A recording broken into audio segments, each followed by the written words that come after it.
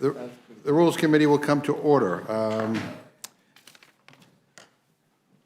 It's not talked about much today, but our healthcare and social service workers are facing a violent epidemic. The Government Accountability Office has found that workers in hospitals, nursing homes, and residential care centers face a rate of violence that is up to 12 times higher than workers overall.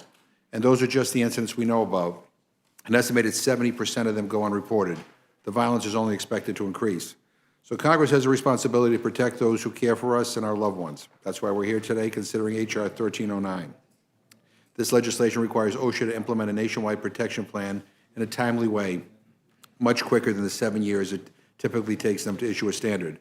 We need to end the patchwork system of protecting some healthcare workers depending on where they live and start protecting all workers as quickly as possible.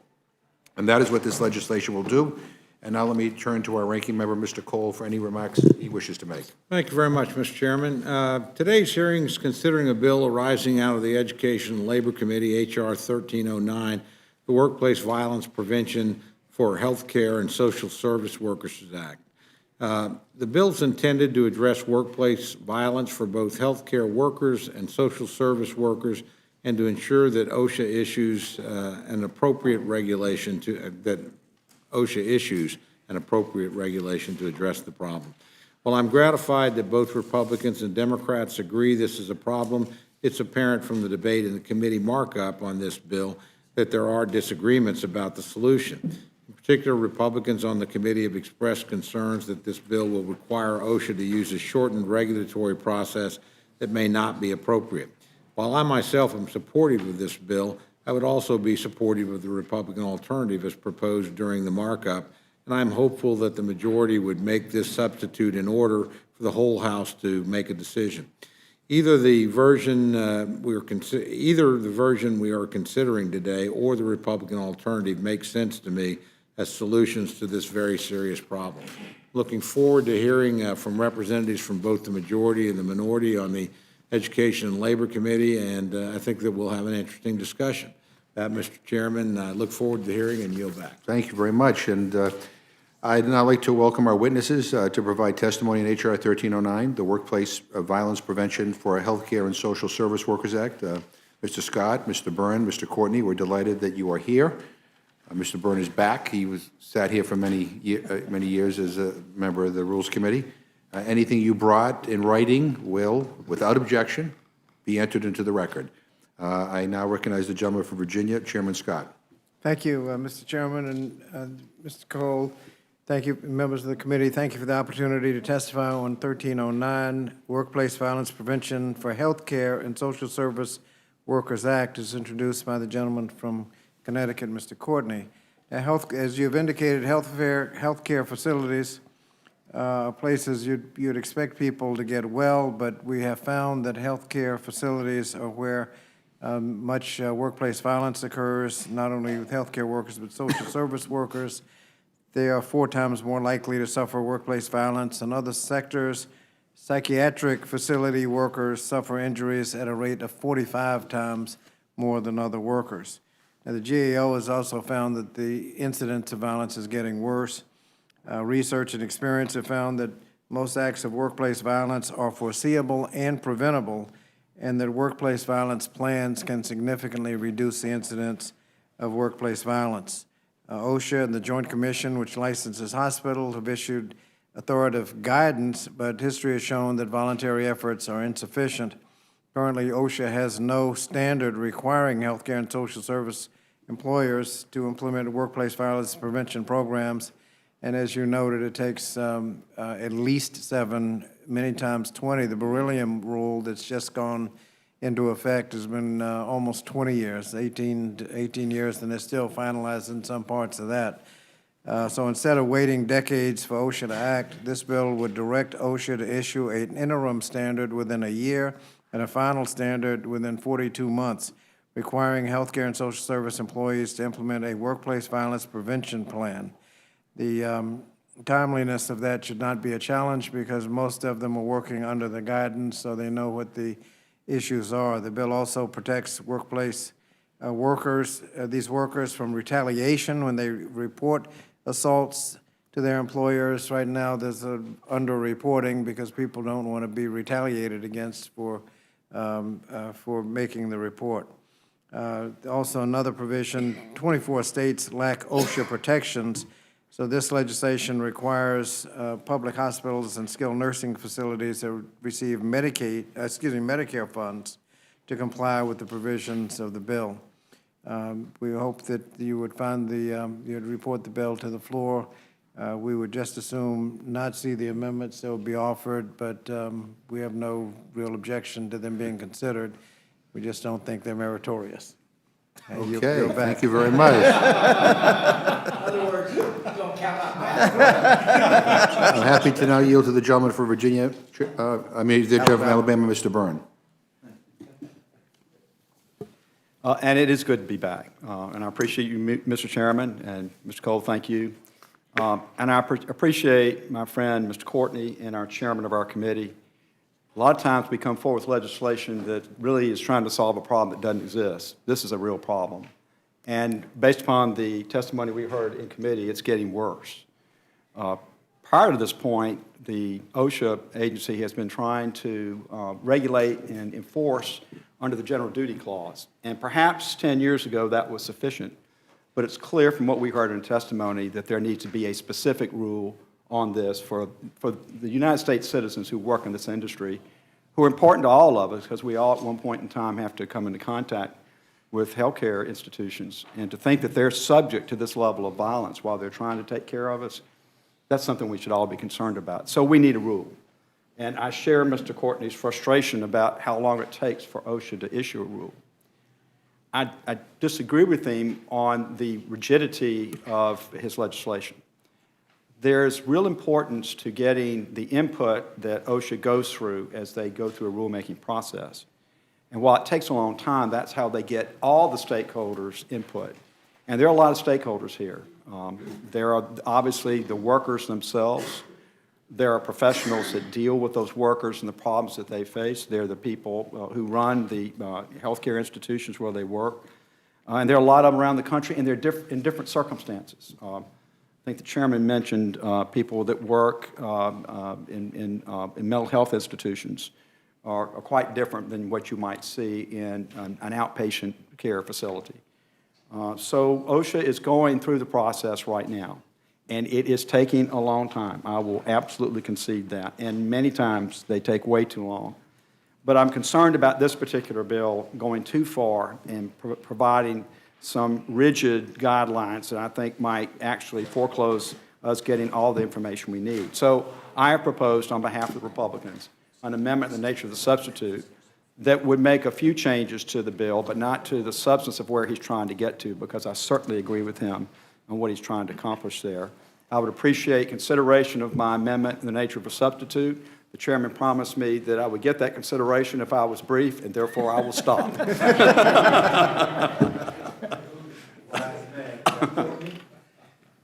Well, thank you, Mr. Chairman, and again, the tone of this hearing so far, I think really it shows that there really is, I think, a refreshing ability to sort of agree at least in the fact that we have a real problem that needs to get addressed.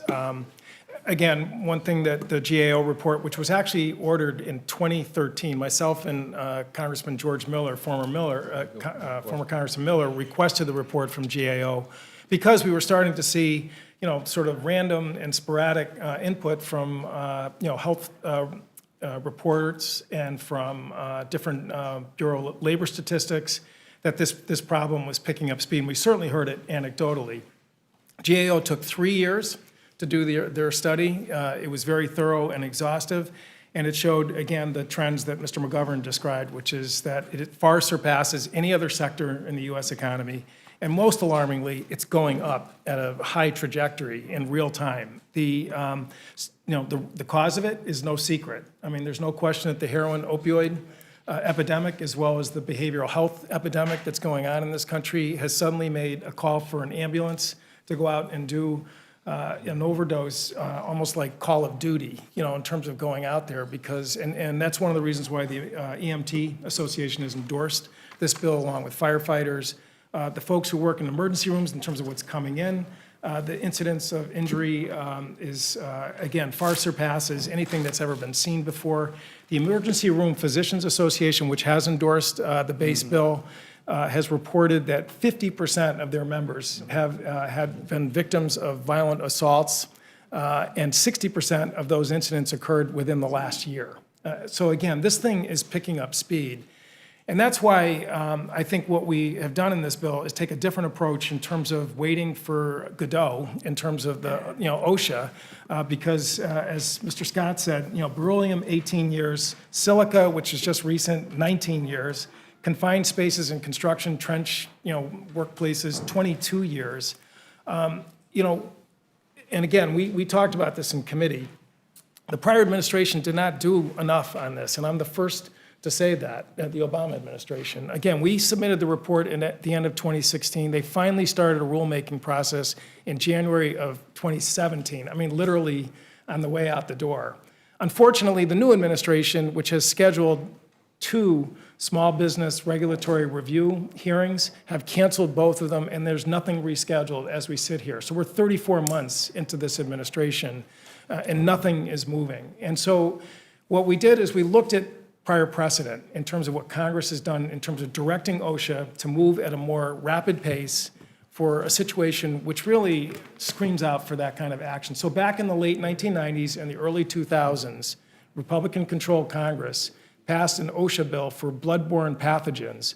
HIV, hepatitis B and C was suddenly this new threat that was coming into the hospital wards of the country. And the Congress passed a measure which directed OSHA to come up with a bloodborne pathogen standard within 2 years and an interim standard within 1 year. So it's actually, that was faster than the 42 months, 1 year structure that we have with this bill. Today, when you walk into a hospital and you've got the surgical gloves and the masks and the disposable, that was OSHA, and that was Congress, actually, that created that change. And so, the other point that I would just simply make, this is not rocket science in terms of how to reduce risk of violence. OSHA has had voluntary guidelines that have been in existence for almost 20 years. The Joint Commission on Accreditation for Hospitals has endorsed those recommendations, and they have actually, again, reported the need for folks to move fast on this issue. And in committee, we accepted the criticism of the Republican witness that there was no clear, carve out for comment in the rulemaking process. We adopted an amendment to respond to that request. There's going to be the Scott Amendment, which is going to, again, because OSHA raised a question about whether or not pediatrician offices, family physician offices, dentist offices were going to be affected by this bill. Again, Mr. Scott's amendment clearly foot stomps the fact that they are not going to be affected. These are medical facilities, about 200,000 hospitals, nursing homes, rehab facilities, where all this activity is taking place. And so they will have an opportunity to comment, even though this has been a pretty active area of discussion professionally, and as I said, with the Joint Commission. And so, and what's being talked about here is training staff and making sure that there's systems in place in terms of communication, panic buttons, just like the ones we have in our offices if something bad comes through the door. And that really is not some overburdensome requirement. The hospitals that have adopted these standards have shown tremendous progress in terms of reducing incidents of assault. I mean, the data is there. This works. And it's, and as one nurse in Atlanta, Georgia, was on TV report the other day said, we train for bomb threats, we train for terrorist threats, but nothing about what's really happening to all of us in real time. And I'm going to finish by just saying really quickly, I was down in the gym about a month or so ago, and my staff called me and said there's a gentleman from Louisiana who just walked in the door. He really wants to talk to you. It was about 6 o'clock at night. And he was there because his sister, who was a nurse in Baton Rouge, Louisiana, was in the psych ward about 2 or 3 weeks earlier with a patient who actually went after one of her colleagues. She tried to break it up. The guy spun on her, grabbed the back of her head, smashed it into a desk. She, again, tore ligaments and bones because she passed out, obviously, because of the injury. And she died 4 days later after this incident. And, to me, I think about that, which is why, urgency matters if we're going to deal with this issue. And I have the highest respect for Bradley. And again, I commend him for not trying to poo-poo or dismiss the seriousness of this issue. But, we think that this, the underlying bill has been crafted in a very balanced, with lots of precedent in terms of what's backing it up. However, I don't object to making his amendment in order, because I think he should have an opportunity to make his case on the floor. Well, thank you very much. I appreciate it. As I said in my opening statement, I support the legislation, and I have no questions. Mr. Hastings. Thank you very much, Mr. Chairman. Mr. Perlmutter handed me this chart, and I don't know, did it come from you, Mr. Courtney? Do you have any objection to me asking that it be Again, just made for the a part of record, it's the Bureau of Labor Statistics trend line in terms of assaults. I ask unanimous consent. Which shows it getting worse. Right, that's my point, your point. I ask unanimous Without consent objection. that this be made a part of. Without objection. And Judge, Thank you, Mr. just so Chairman. you know, I don't disagree, it's getting worse. I understand. Clearly, based on the testimony. Well, let me it ask getting far you Brad. I'm inclined to support your amendment, and I'm just speaking for myself, but do you think you would be able to vote for the rule if your amendment is made in order? Don't answer that. I'm going to go by the advice of my counsel over here. Why would you ask me that question?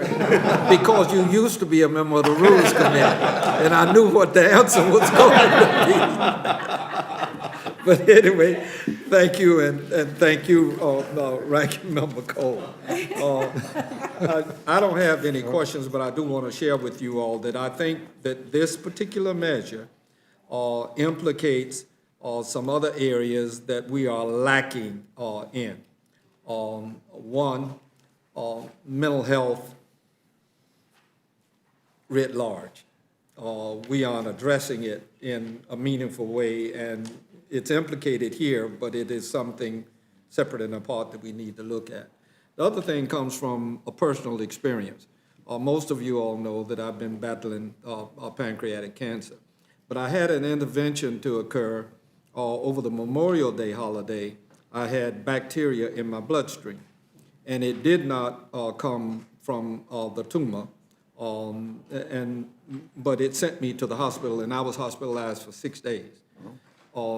Being the Memorial Day holiday, when I got to the emergency room here at Georgetown, when I got to the emergency room, they didn't have ability to put me in a room. So I was 23 hours in the emergency room, which was a very good education. What has happened, and I learned since that time, that what is happening nationwide is homeless people are going to the emergency room. While I was there, two of the several that came in were arrested because they were attacking the people there. That's just one example. Figure the potential for multiples on that, implicating homelessness as an issue that is added to what causes this. I just wanted to say that, but I fully support your record. And I thought Mr. Scott said that all of the amendments were irrelevant, unnecessary, but then he has one. I'm trying to figure that out. That's the bill. Don't answer that question. Mr. Cole. Thank you very much. First, Mr. Chairman, if I could, we have a statement of administration policy, or the administration says the bill reached the president in its current form. His advisor would recommend a veto. So I ask unanimous consent to just enter that in the record. Without objection. Thank you. I'm going to address most of my questions probably to Mr. Byrne, but I would be interested in all of your responses if you care to respond. And I want to, again, commend all three. You're three of our very best legislators, and I mean that sincerely. I've had the occasion to work with each one of you on different bills, and I'm just, you're three of the members that get things done around here. And I'm heartened to see that you all agree how serious the problem is. I know I have had visits from emergency room physicians and first responders on this legislation and on how serious this is. And so I'm glad to see you picking something like this up and trying to work it through. Obviously, you have different visions about how you want to go about solving the problem. But again, since we all agree this is a big problem in need of a big solution, I guess I would start, Mr. Byrne, by asking you this. What are your major concerns with the legislation as written? And tell us what, in your alternative amendment, what would be different and where you think it might be superior? Well, the major concern that I have is with regard to smaller institutions. The larger institutions are probably already in compliance with industry guidelines. But in my district, Mr. Cole, perhaps in yours, I have a lot of small hospitals, rural hospitals. And boy, they're just barely scraping to get by. And it's not as easy for them to come in compliance with this. So I wanted more time for their voices to be heard. I specifically require a small business regulatory enforcement Fairness Act hearing, which I think is what Mr. Courtney was referring to earlier, that they plan them and then they don't carry through on it. I'm also concerned that we need to take some time to learn from the experience of California. California has done one of these regulations. It's only about a year old. You can learn a lot from what worked well and didn't work well there. And I also think it's very important that we have an education campaign, particularly with those smaller institutions. Education campaigns make compliance much more likely. The last way you want to have compliance here is enforcement. Enforcement means you've already had a violation. Something's already happened. And with these smaller institutions, we need some time to make sure not only they're part of the process, but they're being educated as to what the new standards will be and what they need to do to come in compliance with them. And I'm sorry I've got my back turned. I used to sit over there, so I'm sensitive to that. I do think that there's a need to move on with this. And I've offered to Mr. Courtney, and I'll renew it here, for he and I, whoever, to have a meeting with Osha and say, what can we do besides this legislation to make you move faster? Because they do need to move faster. And if either of you care to respond or add context again, Mr. Chairman, Mr. Courtney, please feel free to do so, because I value your opinions and your expertise in this area. It does concern me on something that we all acknowledge as a problem, and all of you who've looked at it in more depth than any of us agree, and if anything, probably have a greater sense of urgency. Was there some problem in the committee where we couldn't get to a common solution? Were we just that far apart? Because this ought to be something, I don't see anything partisan about this. We all acknowledge it's a problem. We all acknowledge there needs to be something done. Are there things we could do to facilitate an agreement? Because frankly, the last thing I want to do is pass something out of the House that's either going nowhere in the Senate or gets to the President's desk and doesn't get signed. I thought Mr. Courtney was very fair in acknowledging that 2 administrations in a row have not gotten to this problem. And this is one where Congress may need to take the initiative as opposed to waiting for an executive response. I think we've been very patient. When you go back years, that Mr. Courtney's been asking, that this problem be looked at by successive administrations, and we clearly haven't gotten the executive input from either of the last 2 administrations that maybe we should have. Last point, then to the question again, which is there anything in the committee process that we can do differently to facilitate that? And again, I very much hope your amendment is made in order, very much support doing that, but also have some appreciation for the need to get something done out there. But I do have a lot of small institutions in a district like mine. I've got a northern area that is metropolitan and where I think the bigger hospitals are in better shape to respond. So that to me strikes a very legitimate chord. But is there anything we should be doing different to facilitate a compromise here where we could go forward with a bipartisan bill? I think we're pretty close, actually. If you stop and look at my amendment in the nature of a substitute, doesn't change that much of Mr. Courtney's bill, but there are concerns that I have about that. I'm more than happy, Mr. Courtney and I work together a lot on the Armed Services Committee. He chairs the Sea Power Subcommittee that I sit on, a very nonpartisan, bipartisan, what you call it, subcommittee. We work together all the time. Chairman Scott and I are good personal friends, both Episcopalians, and, well, I thought you were. I'm not going to tell the presiding bishop. But This is we can work complicated together. enough without introducing religion, okay? I think you're right. I think the three of us could work together and come up with something we could all be okay with. Please, Mr. Courtney.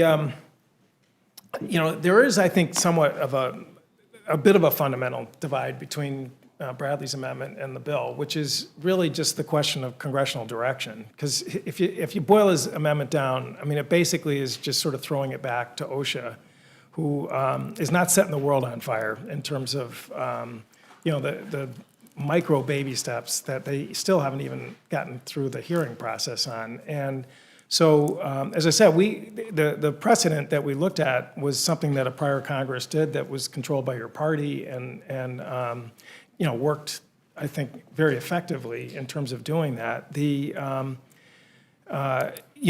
bill, again, I wanted to point out was that in Section 103 of the bill, I mean, we actually did try to recognize that it's not a one-size-fits-all situation. The language on plan development by OSHA was that it be tailored and specific to conditions and hazards for the covered facility or the covered service, including patient-specific risk factors and risk factors specific to each unit, and also be suitable for the size, complexity, and type of operations at the covered facility. So, for example, a psych hospital, which, I mean, there's no question, that's really where it's the roughest out there, and all the data shows that. And there's special things that need to be done there with locked wards and, surveillance and, all kinds of equipment to really, it's almost the equivalent of incarceration. And that's not the same as what a community hospital is seeing, where, again, just being able to make sure that you're not alone, that there's buzzers, there's security, there's a system in place where people know where to go. And really, that's, in my opinion, that's not rocket science. And the OSHA has these guidelines that have been out there for quite some time. They are, the staff that actually works on this stuff will bend over backwards to work with facilities, and we would certainly encourage that. If we can get this done. And there's I guess the question that really never got resolved in committee was just this fundamental question about congressional sort of deadline, to move on this. And 42 months from date of enactment, which is what the bill calls for, I think that's actually pretty generous. And but whether or not that can be the sort of sweet spot or not for some kind of a different approach, I wouldn't, but just to sort of throw it back to OSHA, I really think that's letting people down.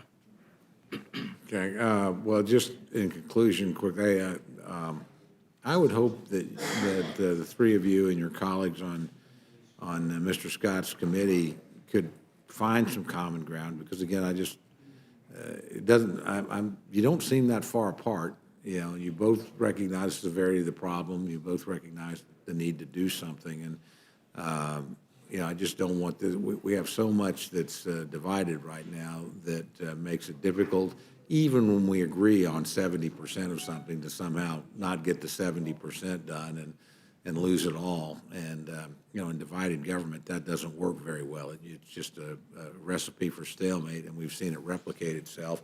I'm not casting stones at anybody here. It's just a matter of a mindset on something like this that I don't see as partisan, and I don't see as ideological. I see as a real effort. And I know your committee is grappling. I have enormous respect for the chairman. And I've watched him work legislative miracles and come to solutions before on things that were not, at the beginning, didn't seem to be as much common ground as there is, I think, right here. So I just commend you for that. I hope, Mr. Chairman, when we make our decision that we try to facilitate that dialogue to continue on the floor, so that maybe in the course of that, discussion and debate, if we go forward, we can find enough common ground to get what I know you all want, was a genuinely bipartisan solution that will have a good prospect of moving through the Senate, and certainly, we don't want it stumbling on the doorstep and getting a veto on it, which would be unlikely to be overridden. So I just, again, commend you for the work you've done so far, particularly you, Mr. Courtney, on this, and you've clearly been a champion here for a long time, and pledge I'll certainly do whatever I can to work with all of you to see that we get this, because again, in my district, I certainly have a lot of people who I respect that are helping people coming through the door, as you put it, Mr. Byrne, that are now at risk in a way. And these statistics that my good friends, Mr. Hastings, entered into the record, pretty eye-opening. You hear it anecdotally, you look at those lines, it's pretty easy to see we got a problem and we need to do something about it. So thank you, Mr. Chairman. Any other questions on our side? Mr. Perlmutter. Thank the gentleman. A couple things. One, Mr. Courtney's heard this, but this summer we had a healthcare town hall where I had two nurses from psychiatric clinics come with this just didn't know that Joe was working on this or that I'd heard about it, and they just brought it up, and just told me about the injuries they'd suffered. Mr. Byrne, I guess, and to Mr. Cole's point, I see what the deal is here. I think this bill ought to be passed. I don't think we should be waiting for OSHA, but I think the way sometimes Congress works is by passing something like this, it does put pressure on the executive branch. Whether that works here or not, I do see proceeding with this bill as is, with whatever amendments make it better. Not yours, Mr. Byrne. But for you two to sort of go arm in arm to say, okay, this really is something that we are all worried about, and, something's going to pass here. You guys, but then to let OSHA, because OSHA ultimately could do this a lot faster than legislation could do it, I would guess. Now, the history has been, it hasn't, but, two members of Congress, a Republican and Democrat, going to the executive and saying, schedule these hearings, let's get this going, because we're going to go down the legislative path too. And with that, I yield back. Any other questions?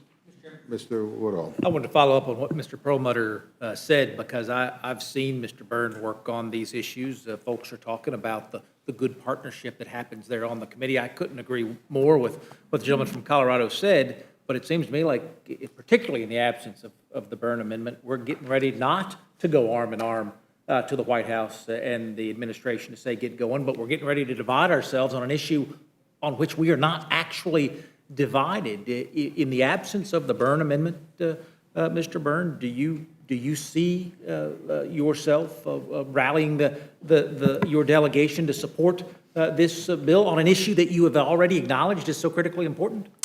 No, sir, I don't think we get bipartisan support. Certainly did in committee on Mr. Courtney's bill. But as I said, I think we could work on it. I think we could get a bill that wouldn't be exactly the way my amendment, the nature of substitute, is written, not exactly the way his bill is written, the way you get compromise, find something in between.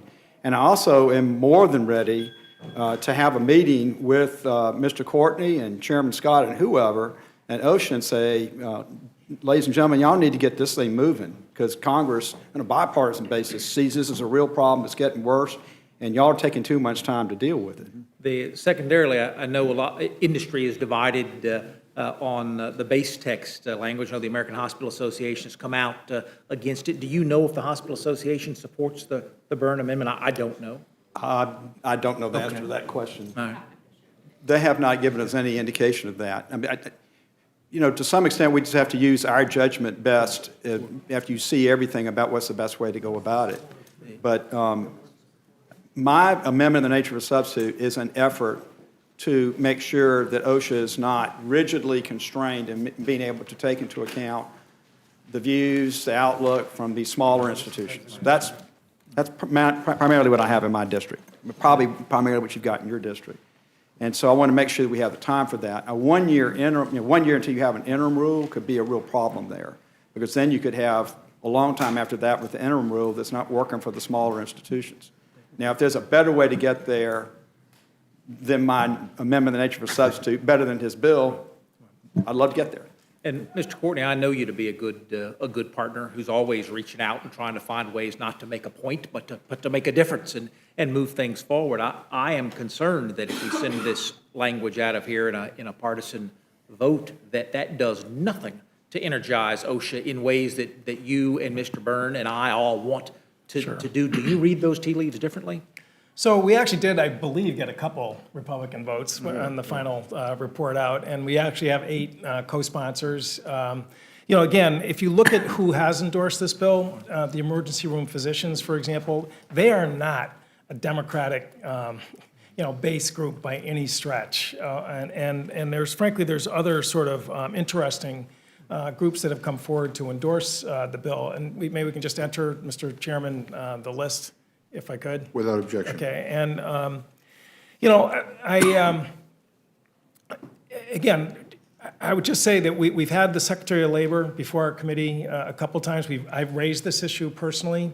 There were some assurances made early on, which, again, as I said, it's been 34 months and 0 has happened over there. And again, the track record, which again precedes the Trump administration, has been pretty awful. I mean, the average that Mr. McGovern talked about, 7 years, actually, I think if they revised it, because that's a little bit old, it's actually gotten worse. And so congressional direction, which a Republican Congress did when healthcare workforce was facing a really life-threatening situation, resulted in a good outcome. And we've got to, in my opinion, send that message. And timeliness is, frankly, if anything, the most important message to send, is that, this is screaming out for action.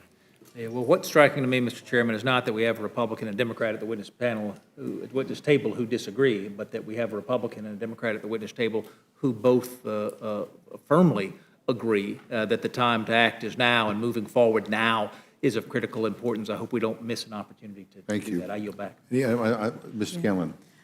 I just wanted to add to the urgency. I think one of you mentioned 2013 as a date when something started happening here. So June of 2014 is when we had a caseworker killed and a doctor shot in our local community hospital, one of the dozen or more. So we really, I do want to add to the urgency and whatever we can do, and I think passing this bill would be part of that, to get this done and get better protections and best practices in place so that we can protect more of our healthcare workers. Thank you. I yield back. Ms. Lesko. Thank you. I just want to say thank you to all of you, but Mr. Courtney in particular for your work on this, and Mr. Byrne. It does seem like a long time for OSHA to take for something this important. And have you discussed maybe bifurcating the timeline between large institutions and smaller institutions, since your concern is smaller institutions, Mr. Byrne and Mr. Courtney? Typically, you'd see that done in the rule itself. I don't know how far you want to go in the legislation and mandating what the rule is going to do. My concern is during the process of making the rule that you allow for enough time, and it does take time, to get the input from lots of smaller institutions, and also to use that time to educate them. A lot of the larger institutions, based upon what I've heard, a lot of the larger institutions are already in compliance with industry standards that you've heard about. It's the smaller ones that don't have the resources to have professionals on staff to help them put things like that together, comply with it, et cetera. They're going to need some help because many of these smaller hospitals are barely surviving economically. And I'm worried about putting yet another financial burden on them when they're barely surviving as it is. So I think that OSHA can move on this expeditiously and at the same time get the input from these smaller institutions. I just think a one-year period before you get an interim rule is too quick. Mr. Courtney. So, I mean, just really quick, as I said, we're not inventing the wheel here. I mean, we have the roadmap from OSHA that has been developed over the years and that has been peer tested and all that and supported by the Joint Commission. I would note one of the amendments, which is before you, is from Mr. Delgado from New York, which directs OSHA to prioritize providing technical assistance and advice to employers throughout the first year of the act to ensure businesses are in compliance. So again, to the extent that there's a learning curve here, that, despite everything else that's been out there already, the bill actually did sort of pinpoint that, or I should say Mr. Delgado's amendment did pinpoint that. In addition, Mr. Scott's amendment, I just want to reemphasize that, carved out that we are not talking about doctor's offices, dentist offices, small, really small facilities. This is really about larger facilities to begin with. And, Mr. Chairman, we have to remind ourselves that OSHA is notoriously slow in doing these things. Mr. Courtney pointed out 10, 20, almost 20 years in some of these, getting some of them straight. And the question is whether we're going to have a deadline. With 1 year, you got an interim rule, so people are getting into compliance. Final rule in 4 years, an amendment adopted in the committee said you have to have comment periods during that time. But what this bill requires is that you have a plan. I mean, it's not prescriptive, but you have to have a plan. And if you're a larger facility, it's going to be more complicated than a less complicated facility. If you're, so just have a plan. And those that have plans, the violence goes down. If you've thought about it in advance, these things are predictable and preventable. And the question is whether you're going to require that to take place or go with the local option. Whether you're going to do it or not is up to you. We would just want to require people to have a plan. Thank you. Are you through, Ms. Lesko? Anyone? Okay. I'm done. Thank you very much. Anyone? Mr. Raskin? Mr. Chairman, thank you. And I want to thank the committee for bringing this excellent legislation forward. I've heard from nurses in my district about it. I've heard from social workers. I heard from doctors about it. This is an emergency situation. And look, a lot of Americans are feeling like we get elected on slogans about addressing problems like this for the public, but that too many politicians get into office and it's about advancing their own interests, their own financial interests, their own political interests or whatever. And we're here to serve the people. And there are tens of millions of people in the healthcare and social service sectors who go to work every day, who are doing very hard work, very dirty work and very tedious work and difficult work.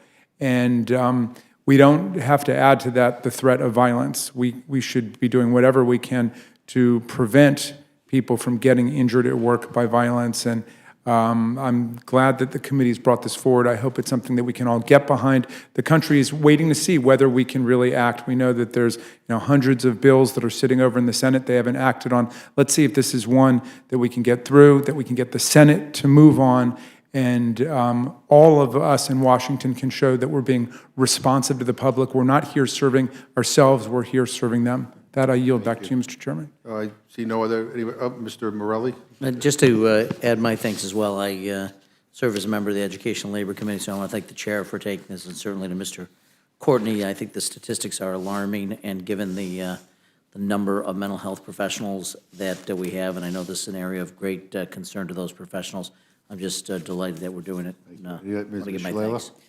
Just quickly, I wanted to point out the relationship between this and the Violence Against Women Act, because this doesn't work as a plan unless you have the Violence Against Women Act passed at the same time, because that prevents certain kinds of people from entering institutions and attacking a spouse or someone else. And the second point I wanted to make is the federal government has been training people in workforce violence since the 1990s. And there are handbooks and all sorts of information available from the feds. And the final point I want to make is about OSHA. OSHA needs to be rethought.